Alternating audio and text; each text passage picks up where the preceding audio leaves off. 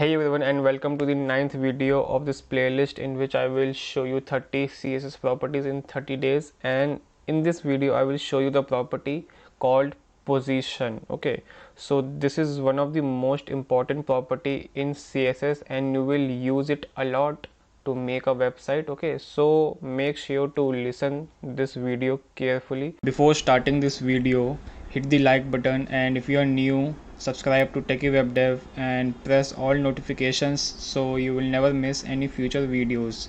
Now let's continue with our topic, and you will never forget this property again. Okay, so it is a simple property, and as the name suggests, position, it will help you to customize a position, to like change the position of any element wherever you want.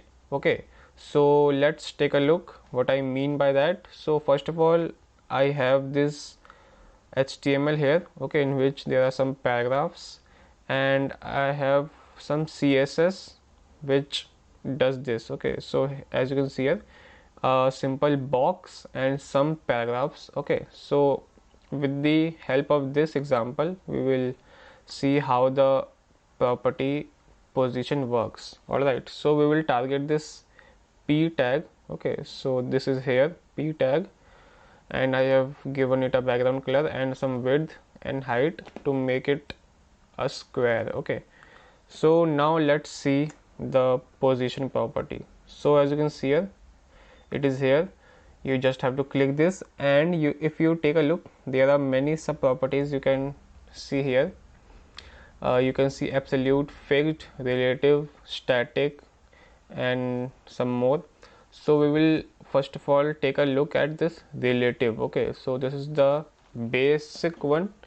All right, so first of all let me just do this so you can see the both screens.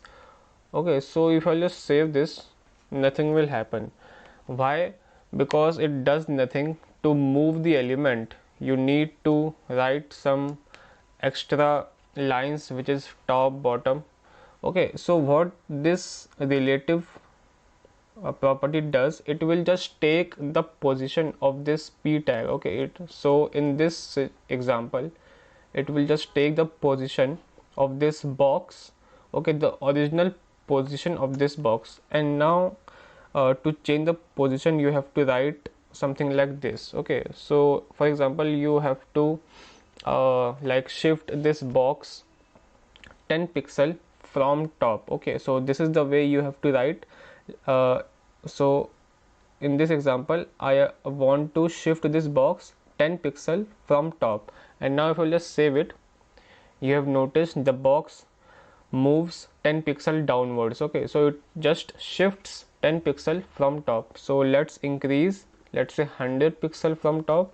So as you can see here, it will just move 100 pixel from top, and it will just cover your paragraph. Okay, so this is how this property works. Now if we'll just comment this down, and let's say instead of this top I will write left. So from left I want to move it 20 pixel. So as you can see here, from left it shifts towards right, and it moves 20 pixel. Okay, so this is how it works.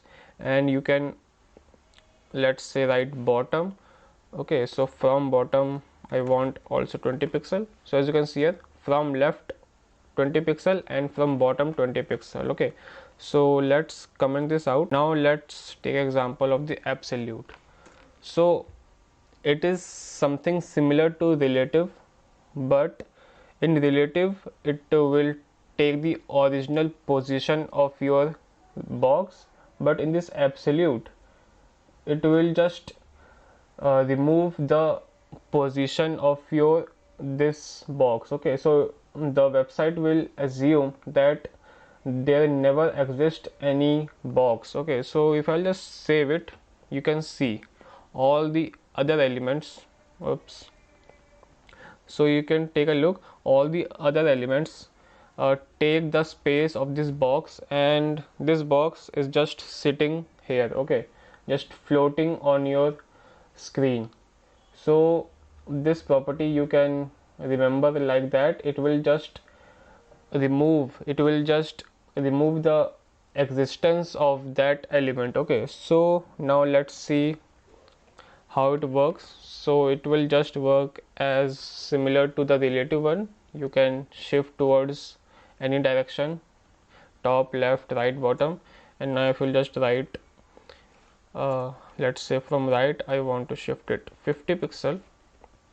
So as you can see here, you can see from this side, okay, because it works, it will just make the element float. Okay, so from this right side of your screen it will shift this towards right. Okay, and let's say from bottom, and let's comment out this right. So as you can first of all I have to read this one. So as you can see here, from bottom it is moved towards 20 pixel. All right, so this is how this absolute works. Okay, so now let's comment this out. Okay, and instead of this absolute, now take a look some other ones. You can see there's fixed and static. All right, so let's take a look at fixed. If I'll just save it, you will notice that it is similar to absolute one, but as I scroll, you will see the element is not even moving. Okay, the element is fixed in one location. So this is how you can create something like some buttons you want to add in a website, which you want to fixed across your whole website. Okay, so you can do this with the help of this position fixed. Okay, so if you will take a look in absolute, the box is not fixed. Okay, it will move along with your website. Oops. Okay, but in this fixed one, in this fixed property, it will not move. Okay, it is fixed in one direction. Okay, and yes, you can also move the element. Okay, you can move the box, and yes, similar to this, if I'll just do this, so as you can see here, from right it shifted toward 50 pixel. Okay, and it is fixed in one place. So now comment all this. Now let's see another property which is called sticky. Okay, so it is something similar to the fixed one. Okay, it will also make the element like fixed in some kind of way. So as you can see here, nothing is happening.